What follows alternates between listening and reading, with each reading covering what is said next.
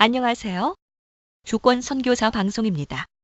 주권 선교사 방송은 철저한 신앙, 소명을 따르는 신앙을 전합니다. 오늘은 끈질기게 기도하라 는 울리히 벤델의 글을 소개합니다. 철저한 신앙을 강조하는 주권 선교사에게 강한 기도의 힘이 필요하다 생각하기에 이 글을 소개합니다. 이 글은 독일 기독방송국 사이트 www.erf.de에서 가져와 번역한 것입니다. SCM 알브로크하우스 출판사의 허가를 받았습니다. 울리히 벤델의 책 삶을 위한 7가지 말, 사순절 7주간을 위한 안내서에서 발췌한 글입니다. 저자는 7주간의 사순절 기간 동안 예수님께서 죽음을 앞둔 시간에 말씀하셨던 질언에 집중한다. 울리히 반델은 자신의 책 삶을 위한 7가지 말에서 십자가에 달리신 예수님의 말씀 속에 숨어있는 삶의 능력의 한 단면을 펼쳐 보여준다. 십자가에서의 예수님의 기도가 매우 비논리적이라는 생각을 해본 적이 있는가?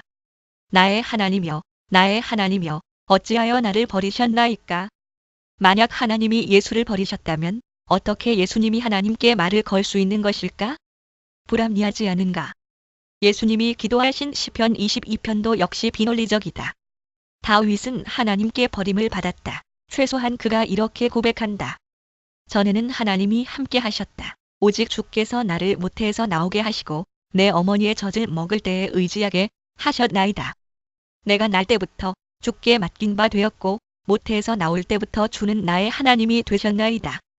그러나 지금은 전혀 다른 사람들이 함께 있다. 나의 대적들이 황소 떼처럼 들소처럼 나를 애워싸며 개들이 나를 애워쌌으며 악한 무리가 나를 둘러 내 수족을 찔렀나이다. 그들이 나를 주목하여 보고 기뻐합니다. 하나님이 전혀 계시지 않는 곳에서 다윗이 어떻게 하나님을 나의 하나님으로 부를 수 있는가? 바로 이러한 비논리가 기도의 비밀이다. 하나님을 부를 수 있는 권리를 다윗은 계속 고집하였다. 예수님처럼 말이다. 세상의 어떤 힘이나 하나님이 우리에게 취하시는 그 어떤 행동 방식도 우리에게서 기도하는 권리를 빼앗을 수 없다. 이것은 인간의 권리이며 창조의 법칙이다. 논리라고 할지라도 이 권리보다 더 강할 수는 없다. 만약 하나님이 그렇게 당신에게 등을 돌리신다면 하나님과 무슨 이야기를 할 수 있단 말입니까? 전혀 말씀을 들으실 것 같지가 않은데요. 그렇다. 어쩌면 그럴듯하게 들린다. 그러나 맞지 않다. 올바른 것은 오히려 동요 없이 끈질기게 계속해서 하나님과 이야기하는 것이다. 욥으로부터 배움. 하나님과의 대화를 그만둘 계기를 가장 많이 가졌던 사람 중 하나는 욥일 것이다. 하나님을 욕하고 죽으라. 욥에 향한 이 조언은 어떤 면에서 논리적이다. 욥은 하나님께 온갖 무례한 말을 하며 때로는 도를 넘어서기도 했다. 그러나 그는 하나님께 이야기했다. 욥기에 나오는 그의 이야기의 많은 부분은 독백 같은 것이거나 친구들과 벌인 논쟁들이다. 그러나 그 중간중간에 항상 하나님을 부르는 말이 등장한다. 욥은 기도한다. 여전히. 그리고 바로 이것이 욥과 그의 친구들을 구분짓는 것이다. 친구들은 모든 정당함을 자신들 편에 둔다. 그들은 자신들이 납득할 수 있었던 이론만을 따라간다. 하지만 한 가지 하지 않은 것이 있다. 그들은 기도하지 않는다. 그들은 욥을 위해서도 기도하지 않고 욥의 편에서 하나님께 단언하지도 않는다. 마침내 하나님께로부터 친구들을 위해 기도하라는 임무까지 받게 된 것은 바로 욥이다. 욥으로부터 배우는 것은 모든 눈에 보이는 것에 대항해 기도하는 것이다. 꼭 그래야만 한다면 하나님을 원망하고 어리석은 말들을 부르짖는 위험을 감수하는 것이다. 그렇더라도 끈질기게 기도하는 것이다. 유대교의 귀중한 교훈 욥기와 시편은 히브리어 성경에 속한다. 이들은 하나님의 선물이며 동시에 세상에 주는 유대교의 큰 선물이기도 하다. 모든 시기의 유대인들은 시편과 욥기로부터 기도를 배웠다. 이러한 기도는 유대교의 큰 자산이며 우리 또한 이로부터 유익을 얻을 수 있다. 동시에 유대인들이야말로 다른 어떤 사람들보다 기도 가운데 확신을 증명할 수밖에 없었는데 이는 그들이 역사 속에서 그 누구보다 더 위협받고 쫓겨다녔기 때문이다. 유대인들이 끈질기게 기도를 계속할 수 있었던 예들은 예수께서 십자가에서 하나님이 그를 버리셨음에도 자신의 하나님을 불렀던 것과 동일한 태도를 보여준다. 쾰른에 있는 한 지하실 공간에 나치 시대의 이름이 알려지지 않은 한 유대인이 숨겨져 있었다. 그 지하실 벽에서 사람들은 그가 써놓은 다음과 같은 글을 발견했다. 나는 태양을 믿는다. 비록 태양이 빛나지 않더라도. 나는 사랑을 믿는다. 비록 내가 사랑을 느끼지 못하더라도. 나는 하나님을 믿는다. 비록 그분이 침묵하시더라도. 이것은 고백이다. 어쩌면 이미 기도일지도 모른다. 하나님을 직접 부르지는 않았지만 그 태도는 독특하다.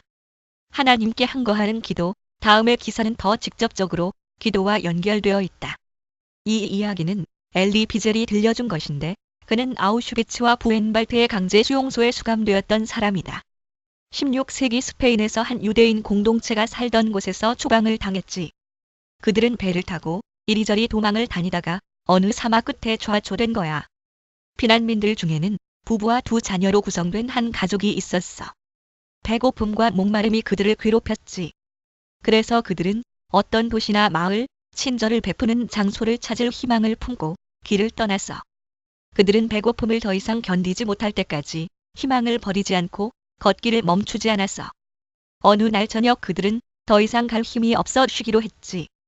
그들이 잠자리에 들었을 때는 4명이었지만 3명만이 깨어났어.